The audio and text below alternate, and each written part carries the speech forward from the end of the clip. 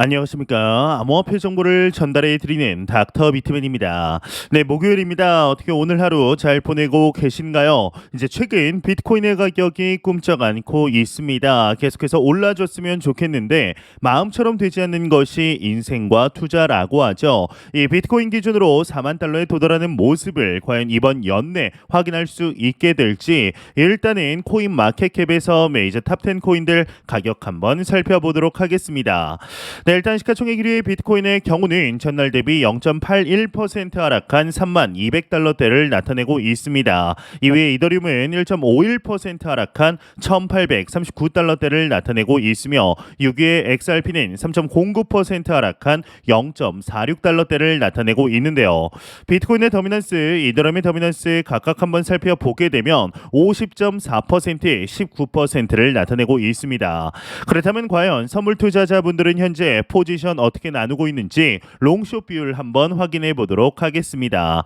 네, 일단 비트코인을 먼저 볼까요? 네, 비트코인의 경우는 롱 포지션이 60.9%로 우위를 훨씬 가지고 있습니다. 이더리움의 경우도 비슷합니다. 롱 포지션이 61%를 가리키고 있으며 XRP의 경우도 롱 포지션이 65.43%로 우위를 점하고 있습니다. 네, 미 증시 어떻게 마무리됐는지 한번 보겠습니다. 네, 미 증시를 한번 보겠습니다. 네, 미 증시를 보게 되면 다우존스는 0.2% 하락, S&P 500 하락 마감, 나스닥은 상승 마감한 모습을 확인할 수가 있습니다. 혼조세를 보여주고 있는데요. 달러 인덱스를 볼까요? 달러 인덱스의 경우는 0.2% 상승한 모습, 네, 환율의 경우도 0.24% 상승하며 1,315원대를 나타내고 있습니다.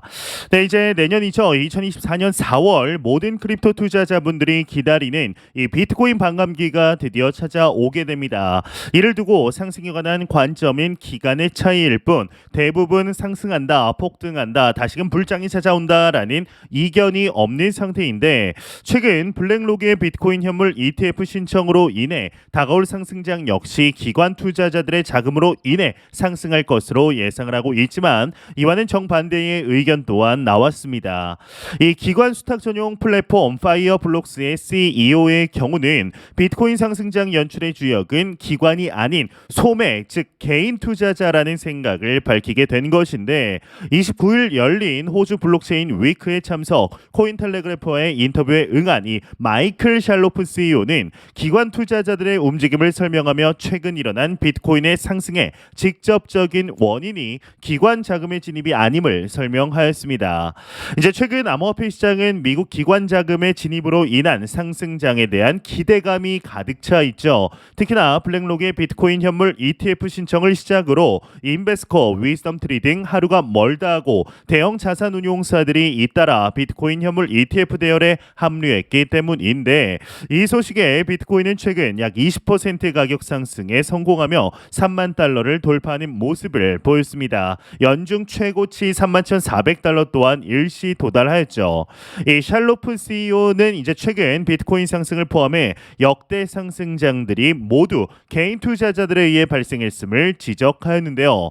이 기관들이 자금을 유입할 경우 그들은 조용한 방식을 택하며 이를 통해 큰 가격의 변동 없이 이를 수행할 수 있다라며 이 블랙록 등 대형 자산 운용사의 진입 소식은 새로운 기관 자금 흐름을 뜻하는 분명한 호재이지만 이 비트코인 상승장은 결국 개인 투자자들이 열 것이다라는 의미였죠. 이제 결국 글로벌 자산 운용사들의 ETF 출시가 모든 투자자들에게 더욱 제도화된 투자 기회를 제공하며 이 비트코인 가격 상승에 도움이 되지만 직접적인 원인은 아니다라는 것입니다. 이 샬로프 CEO는 한 예로 2022년 인제 상승장을 지목하였는데 2020년 중반 막대한 기관 자금이 암호화폐 시장으로 유입되었지만 기관들은 알고리즘을 통해 시장에 큰 변화를 일으키지 않고 천천히 비트코인을 매집한 것을 예로 들며 그해 연말 비트코인이 50% 증가한 상황은 연말 개인 투자자들의 적극적인 참여가 만든 현상이었다라고 분석을 하였습니다. 이 비트코인의 눈에 띄는 가격 상승은 결국 대량의 구매 수요가 일으킨다는 사실을 지목한 이 샬로프 CEO는 추후 다가올 상승장 역시 개인 투자자가 주도하는 상승장일 것이라고 언급을 한 것인데요. 네, 여러분들은 이에 대해서 좀 어떻게 생각을 하시나요? 이제 수많은 매스 미디어에서 이 비트코인의 가격이 전고점을 뛰어넘었다라며 난리를 칠 때 이 밥을 먹으러 식당을 가든 카페를 가든 여기저기서 비트코인에 관한 이야기가 나오게 되면 우리는 서서히 매도를 준비해야 한다라고 생각을 하는데요. 현재 비트코인은 경기 침체 시대 속에 훌륭한 해칭 자산으로 거듭이 났으며 이 자산으로서의 고유의 가치를 증명하고 있습니다. 이 전 세계 최강 대국인 미국의 규제 완비가 미흡한 것이 가장 큰 문제이지 않을까 싶은데 이에 다가오는 7월 또 한 번의 FOMC가 예정되어 있습니다. 이제 지난 6월 FOMC의 경우는 시장의 컨센서스대로 금리가 동결이 되었지만 이 제롬 파월의 매파적인 언급을 보았을 때 7월 FOMC에서는 금리 인상의 가능성이 높은 상태입니다. 이에 유럽 중앙은행의 총재이죠. 이 크리스틴 라가르드에게서 7월 금리에 대한 언급이 선제적으로 나왔는데 어떻게 해서든 인플레이션을 우선으로 하겠다라는 의지가 엿보이는데요. 자세한 내용 함께 보도록 하겠습니다. 네, ECB 총재 7월에도 금리 올릴 것이다. 모건 스탠리 미 연준 내달 금리 인상 전망 헤드라인이 장식이 되어 있습니다. 네, 크리스틴 라가르드 유럽 중앙은행 총재는 27일 ECB가 다음 달에도 금리를 올릴 것이라고 되풀이하면서 당분간 금리 인상 행진을 멈추지 않겠다라는 뜻을 밝혔다고 합니다. 이 라가르드 총재는 이날 포르투갈 신트라에서 열린 ECB 연례 정책 컨퍼런스에서 이같이 밝혔다라고 하는데요. 이 크리스틴 라가르드는 연설에서 ECB가 가까운 장래에 금리가 정점에 도달했다고 완전한 확신을 갖고 말할 수 있을 것 같지 않다라며 이 전망에 중대한 변화가 없다면 우리는 7월에도 금리를 계속 인상할 것이라고 언급을 했다고 합니다. 현재 헤드라인 인플레이션이 약화되고는 있는데 이 근본적인 가격 압력은 여전한 가운데 ECB의 금리 인상의 마지막 단계에 초점이 모이고 있다고 하는데요. 이 전문가 대부분은 ECB가 다음 달 수신 금리를 3.75%로 0.25%포인트 올린 뒤 금리 인상을 중단할 것으로 보지만 이 시장에서는 수신 금리가 올해 약 4%에서 정점을 찍을 것으로 보고 있다고 이 블룸버그 통신은 전했습니다. ECB의 기준 금리는 현재 4%라고 하는데 이 라가르드는 필요한 만큼 오랫동안 그 수준을 유지할 것이라는 점을 분명히 전달할 필요가 있다라며 이를 통해 금리를 인상하는 것이 너무 빠른 정책 반전에 대한 기대를 불러일으키지 않고 과거 조치들이 완전히 구체화하리라는 점을 확인해 줄 것이다. 이렇게 언급하며 일부 전문가들은 ECB가 마치 7월 금리 인상을 합의해 놓은 것 같은 느낌이 든다라는 반응을 보였다고 하네요. 이 밑에 내용은 그리 중요하지 않아서 넘어가도록 하겠습니다.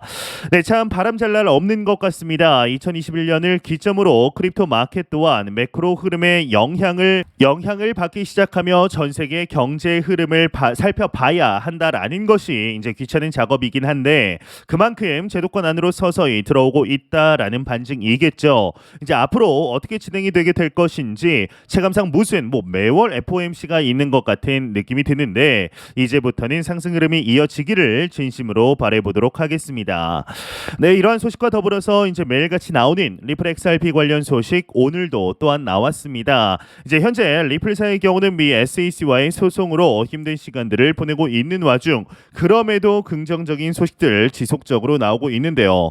이제 최근 비트코인 맥시멀리스트로 알려진 인물이죠. 이 맥스 카이저의 경우는 XRP에 대한 언급을 자주 하고 있습니다. 이제 얼마 전엔 XRP와 관련하여 SEC에게 패소할 것이라는 언급을 넘어서 없어질 것이다라는 언급까지 하게 되었는데 무슨 리플사의 아니면 XRP의 억하심정이라도 있는 것일까요? 이에 그치지 않고 리플을 포함한 2만여 개의 코인인 스캠이다라는 표현까지 하게 되었는데 한번 자세한 내용 같이 한번 보도록 하겠습니다. 네, 맥스카이저, 이더리움, 리플 등 알트코인 2만 개와 NFT는 스캠이다 헤드라인이 장식이 되어 있습니다. 네, 비트코인 강세론자이자 엘살바도르 대통령의 보좌관인 맥스카이저의 트윗이 암호화폐 업계에서 논란이 되고 있다고 합니다. 27일 이제 유투데이에 따르면 카이저, 이 맥스카이저는 이더리움, 리플, 카르다노, 에이다, BNB를 포함한 알트코인 2만여 개와 NFT를 비판하는 트윗을 게재했다라고 하는데 이 카이저는 과거에도 여러 차례 알트코인을 비판하는 트윗을 게재했으며 비트코인을 제외한 모든 가상자산 암호화폐는 증권이다라고 주장을 하며 추가적으로 얼마 전에는 모든 알트코인과 NFT는 이제 증권이 아니다 스캠이다라고 비판 수위를 이제 높였다고 합니다. 이 맥스 카이저는 유해한 쓰레기를 무고한 이들에게 판매하는 행위는 혁신이 일이 아니다. 이 스캠 세력이 2000여 년간 펼친 활동이다. 이 쓰레기와 같은 코인은 스캠이라고 정의할 수 있다. 이더리움, 리플, 카르다노, 에이다, BNB 등 2만 가지 알트코인과 NFT가 이에 해당한다라고 강조를 하였습니다. 또한 세계 최초로 비트코인을 법정 통화로 채택한 엘살바도르에서는 암호화폐 스캠 세력이 활동할 수 없을 것이라며 암호화폐 스캠 세력을 환영하는 두바이로 가라라는 내용도 포함이 되어 있다고 하는데, 이제 앞서 말씀드렸듯이 리플은 폰지 사기다라고 언급을 또 맥스 카이저가 하였죠. 이 외의 내용은 그리 중요하지 않아서 이제 넘어가도록 하겠습니다. 네, 맥스 카이저의 경우는 여러분들도 아시다시피 이 비트코인의 강력한 맥시멀 리스트입니다. 이 맥시멀 리스트들은 비트코인을 제외한 다른 알트코인, 심지어 이더리움 포함 모든 알트코인들이 다 사기이다, 비트코인만 최고다라고 언급을 하고 있지만, 현재 진행되는 크립토 마켓 규제 상황들 그리고 흐름들을 보았을 때 설령 이더리움과 XRP 그 외 모든 것들이 사기라고 판명이 나고 시장에서 완전하게 퇴출이 된다 하더라도 이 모든 자금들이 비트코인에 몰릴 일은 없습니다. 오히려 성장에 저해가 되며 10년 걸릴 일 30년 40년이 걸리게 되겠죠. 이제 모든 생태계는 서로 상호작용하면서 시너지 효과를 내야 하는 것인데요. 그리고 참 XRP 관련하여서 폰지 사기니 스캐미니 하는 목소리들 과거부터 심심치 않게 들려왔었습니다. 그럼에도 불구하고 어떠한 스캔들이 터져도 무마가 되면서 진정 국면에 들어서게 되었죠. 이제 현재 XRP의 경우는 폰지 사기니 스캐미니 해도 알트코인 중 가장 많은 팬을 보유한 글로벌 탑 암호화폐임은 이견이 없습니다. 또한 SEC와의 소송으로 인해 크립토 마켓 전체를 대변하고도 있는 중인데요. 이 XRP의 수많은 투자자들의 가장 큰 고민은 도대체가 왜 가격이 그대로냐인 것이죠. 이제 조금 오를 만하면 악재 나와서 맞고 2020년 12월경 플레어 네트워크의 출범 소식으로 수당을 하던 와중 SEC의 미등록 증권 소송이라는 초대형 악재가 지금까지도 가격을 하방으로 누르고 있는 상황인데, 이 소송은 연내 마무리될 것으로 기대하고 있는 중입니다. 현재 블랙록의 현물 ETF를 SEC가 연초까지 대답을 해야 하는 상황이라 이 현물 ETF를 결정하기 위해서는 우선적으로 미등록 증권 소송의 문제가 먼저 해결이 되며 위치를 확실히 해야 하기에 이 소송 또한 마무리될 수밖에 없는 것이죠. 과연 리플사와 SEC 간의 소송이 마무리되게 되었을 때 XRP는 어떠한 모습을 보여주게 될 것인지, 또한 이를 시작으로 크립토 마켓 전반에 어떠한 영향을 주게 될 것인지 충분히 기대해보아도 좋지 않을까 하는 생각이 듭니다.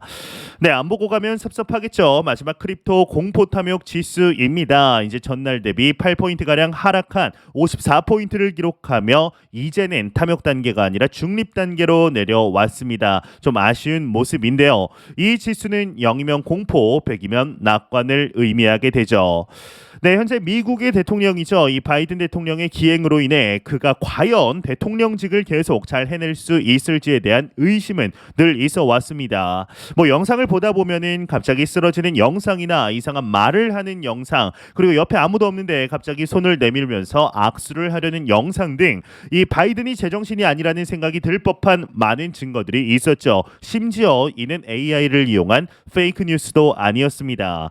그런 바이든 대통령이 이번에는 인도 정상과의 만남에서 실언을 해서 트위터에서 난리가 났습니다. 나는 많은 국가 기밀과 매우 중요한 것들을 많이 팔았습니다 라고 말을 한 것인데, 이렇게 잦은 실수가 이어지면서 바이든이 재선에 나선 것에 대한 회의적인 시선도 꾸준히 나와주고 있습니다.